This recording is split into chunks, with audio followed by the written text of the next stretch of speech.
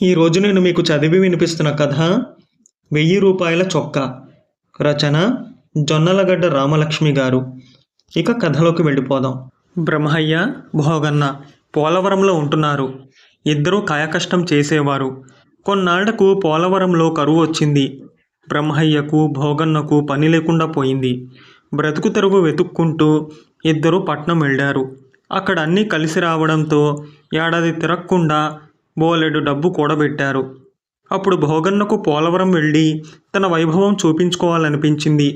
బ్రహ్మయ్యను అడిగితే సరేనన్నాడు. ఊరికి ఉత్త చేతులతో ఏం పెడతాం, తెలిసిన వాళ్లకు కానుకలు తీసుకుని వెళితే బాగుంటుంది అన్నాడు బ్రహ్మయ్య. ఇందుకు భోగన్న సరేనన్నాడు.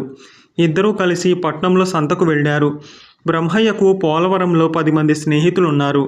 వాళ్ల కోసం వాడు 10 రకాల వస్తువులు కొన్నాడు. 100 రూపాయలు ఖర్చయింది. భోగన్న మాత్రం అవేమీ కొనకుండా, నువ్వు చాలా చిన్న వస్తువులు కొన్నావు.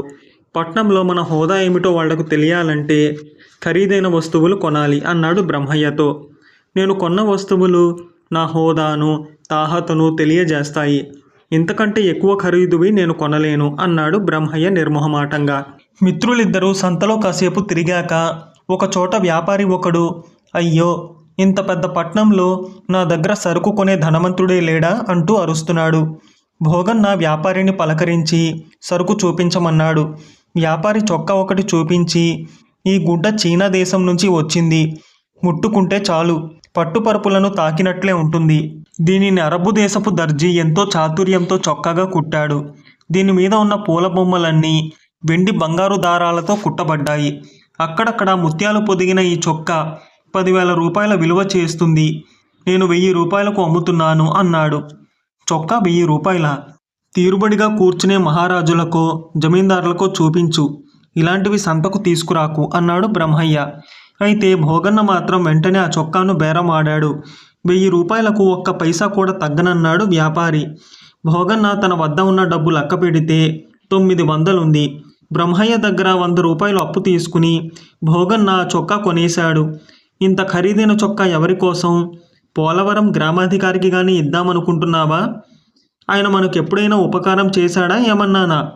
ఇంకెవరికి ఇద్దామనుకున్నా ఇది తొడిగే తాహతు ఎవరికుంది అంటూ అడిగాడు బ్రహ్మయ్య ఆశ్చర్యం పట్టలేక. భోగన్న చిన్నగా నవ్వి, ఇంకొకరి కోసం 1000 రూపాయలు ఖర్చు పెట్టే వెర్రివాణ్ణి కాను. ఈ చొక్కా కోసం మన ఊళ్ళో ఈ చొక్కా వేసుకుని తిరిగానంటే ఊరంతా నా హోదాను తలుచుకుని విస్తుపోతుంది అన్నాడు. అందుకని ఒక చొక్కా కోసం 1000 రూపాయలు తగలేస్తావా? ఇది తొడుక్కుంటే నీకేం సంతోషం? అంత డబ్బు పోయిందన్న బాధను గుర్తు చేయడానికే పనికొస్తుందిది అన్నాడు బ్రహ్మయ్య. బ్రహ్మయ్య, నీకు సుఖపడడం తెలియదురా. ఎదుటివాడి కోసం ఎంత ఖర్చు పెట్టినా వాడికి తృప్తి ఉండదు, నీకు గౌరవం లభించదు. నీ కోసం నువ్వు డబ్బు ఖర్చు పెట్టుకుంటే నీ హోదా పెరుగుతుంది, అంతా నిన్ను గౌరవిస్తారు. ఇది గుర్తుంచుకో, సుఖపడతావు అంటూ భోగన్న బ్రహ్మయ్యకు నీతిబోధ చేశాడు.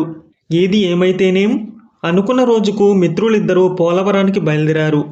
ఊళ్ళో ప్రవేశించే ముందు పొలిమేరలోని చెరువు దగ్గర ఆగిపోయాడు భోగన్న. అక్కడ స్నానం చేసి 1000 రూపాయల చొక్కా ధరించి అప్పుడు ఊళ్ళో ప్రవేశిస్తానన్నాడు వాడు. బ్రహ్మయ్య మాత్రం వెంటనే ఊళ్ళోకి పోయి తనకు తెలిసిన వాళ్లను కలుసుకుని పట్నం నుంచి తెచ్చిన కానుకలిచ్చాడు. అంతా వాణ్ణి బాగా ఆదరించి భోగన్న గురించి అడిగారు. భోగన్నకేం, మన ఊళ్ళో వేసుకు తిరగడానికి వాడు 1000 రూపాయల చొక్కా కొన్నాడు తెలుసా అన్నాడు బ్రహ్మయ్య. భోగన్న వెనకాలే వస్తున్నాడని తెలిసి కొందరు వాణ్ణి చూడ్డానికి ఊరి పొలిమేర దాకా వెళ్ళారు. అప్పటికి వాడి స్నానం పూర్తయింది. కొత్త చొక్కా వేసుకున్నాడు. ఊళ్ళో వాళ్ళు భోగన్నను చుట్టుముట్టి, నువ్వు 1000 రూపాయల చొక్కా కొన్నావని బ్రహ్మయ్య చెప్పాడు. అంత ఖరీదైన చొక్కా ఎలా ఉంటుందో చూడాలనుంది, ఒకసారి చూపించు అన్నారు. భోగన్న చిన్నబుచ్చుకుని, చూస్తే తెలియడం లేదు, ఇప్పుడు నేను వేసుకున్న చొక్కా అదే అన్నాడు. ఊళ్ళో వాళ్ళు చొక్కాను దగ్గర నుంచి పరీక్షగా చూశారు. వాళ్ళలో ఒకడు, పట్నంలో మోసగాళ్ళు ఎక్కువ అని విన్నాను. ఈ చొక్కా 1000 రూపాయల? చూడ్డానికి చాలా మామూలుగా ఉన్నది. భోగన్న, నువ్వు అబద్ధం చెబుతున్నానను సంతోషిస్తాను. ఈ చొక్కా కోసం మా నూరివాడు 1000 రూపాయలు పోగొట్టుకున్నాడంటే భరించలేను అన్నాడు. భోగన్న కాస్త బాధపడుతూనే చొక్కాకున్న వెండి బంగారు దారాల గురించి ముత్యాల గురించి చెబితే ఊరివాడు నమ్మలేనట్టు ముఖం పెట్టి, ఏమో ఇవి చూడ్డానికి తెలుపు పసుపు దారాల్లా ఉన్నాయి. నువ్వు ముత్యాలంటున్నవి గాజు పూసల్లా ఉన్నాయి. అవి నిజంగా వెండి బంగారు దారాలు ముత్యాలు అయితే మాత్రం ఏం లాభం? చెబితే తప్ప ఎవరికీ తెలియవు. ఇలాంటి చొక్కాను 100 రూపాయలతో తయారు చేసుకోవచ్చు. ఇప్పుడైనా ఒప్పుకో, నువ్వు మాతో అబద్ధం చెబుతున్నావు కదూ అన్నాడు. అప్పుడు భోగన్న వాళ్లతో కలిసి ఊళ్ళోకి వెళ్ళి బ్రహ్మయ్యను సాక్ష్యం చెప్పమన్నాడు. బ్రహ్మయ్య చొక్కా ధర 1000 రూపాయలని చెప్పగానే అందరూ, అయితే నువ్వు పక్కనే ఉండి భోగన్న నష్టపోయేలా చేశావన్నమాట. ఒకే ఊరి వాళ్ళు ఇలాగైనా ఉండడం? పట్నం వెళ్ళాక మీరిద్దరూ బాగా మారిపోయినట్లున్నారు. ఇక్కడున్న మా కోసం కానుకలు తెచ్చిన వాడివి అక్కడ నీతో పాటున్న మిత్రుడు కళ్ళెదుట మోసపోతుంటే చూస్తూ ఊరుకున్నావా అంటూ బ్రహ్మయ్యను తప్పుపట్టారు. అందులో బ్రహ్మయ్య తప్పు లేదని, తను కావాలని ఆ చొక్కా కొనుక్కున్నానని వాళ్లకు భోగన్న చెప్పి, మీకు ముందుగా బ్రహ్మయ్య ద్వారా తెలియడం వల్ల చొక్కా గురించి ఏమేమో ఊహించుకున్నారు. అసలు చొక్కా చూశాక నిరుత్సాహపడ్డారు. ఏమీ తెలియని వాళ్ళు ఈ చొక్కాను చూస్తే మూర్చపోయినంత పని చేస్తారు అన్నాడు. భోగన్న తన చొక్కాతో ఊరంతా తిరిగి ఎందరినో కలుసుకుని వచ్చాడు. కొందరు వాడి చెప్పుల గురించి అడిగారు. కొందరు వాడి చేతిలో ఉన్న పొన్నుకర్ర గురించి అడిగారు. కొందరు పట్నం వెళ్ళాక వాడి నడక మారిందన్నారు. కొందరు వాడి మీసాలు జమీందారు గారి పెద్ద కొడుకు మీసాలతో సరిపోలగలవన్నారు. అయితే ఒక్కరూ చొక్కా గురించి అడగలేదు. నోరు విడిచి వాడు కొందరిని చొక్కా ఎలా ఉందని అడిగితే పర్వాలేదు, బాగానే ఉంది అని చెప్పి ఊరుకున్నారు. ఊళ్ళో 2 రోజులుండి మిత్రులిద్దరూ తిరుగు ప్రయాణమయ్యారు. ఇద్దరికి తెలిసిన వాళ్ళు కొందరు భోగన్నను ఒక కంట కనిపెడుతూ సలహాలు ఇవ్వమని బ్రహ్మయ్యకు చెప్పి భోగన్నతో, ఒరే, సంపాదించిన డబ్బును వృధా చేసుకోకు. బ్రహ్మయ్య తెలివైనవాడు, వాడి సలహాలు తీసుకుని బాగుపడు అని హితువు చెప్పారు. పట్నం వెళ్ళే దారిలో భోగన్న, మన ఊరి వాళ్ళు స్వార్థపరులు. నువ్వు వాళ్ళ కోసం కానుకలు తెచ్చావు కదా, నిన్ను పొగిడారు. నేను నా గురించే ఖర్చు పెట్టుకున్నాను కదా, అందుకని నన్ను ఎంతగానో చిన్నబుచ్చారు. మళ్ళీ ఊళ్ళో అడుగుపెట్టను అన్నాడు బ్రహ్మయ్యతో. బ్రహ్మయ్య నవ్వి, నీ గురించి నీకే తెలియని వాడివి మన ఊరి వాళ్లను ఏమర్థం చేసుకుంటావు?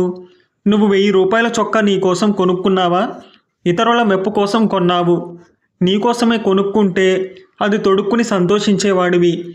ఇతరులు దాని విలువ గుర్తించకపోతే నీకు చిన్నతనం అనిపించింది. ఇతరుల మెప్పు కోసం నీ ఒంటి మీదుండే చొక్కాకు 1000 రూపాయలు ఖర్చు చేసే బదులు ఇతరుల కోసమే ఒక 10 రూపాయలు ఖర్చు చేస్తే నీవు కోరిన మెప్పు చౌకగా లభించేది కదా. ఆలోచించు. ఇతరుల కోసం ఏమీ చెయ్యకుండా వాళ్లను స్వార్థపరులనడం న్యాయమా అన్నాడు. భోగన్నకు తన తప్పు అర్థమైంది. అప్పటి నుంచి వాడు లేనిపోని భేషజాలను పూర్తిగా విడిచిపెట్టి తన మిత్రుల కోసం కూడా జీవించడం నేర్చుకుని సంతోషంగా ఉన్నాడు. మీకు కనుక ఈ కథ నచ్చితే లైక్ చేయండి, మీకు తెలిసిన వారికి షేర్ చేయండి. మీ విలువైన అభిప్రాయాన్ని తప్పకుండా కామెంట్ చేయండి. నా ఛానల్ని సబ్స్క్రైబ్ చేసుకోండి. పక్కనున్న బెల్ బటన్ని యాక్టివేట్ చేసుకోండి. నేను పెట్టే కొత్త వీడియోస్ మీకు నోటిఫికేషన్ రూపంలో వస్తాయి.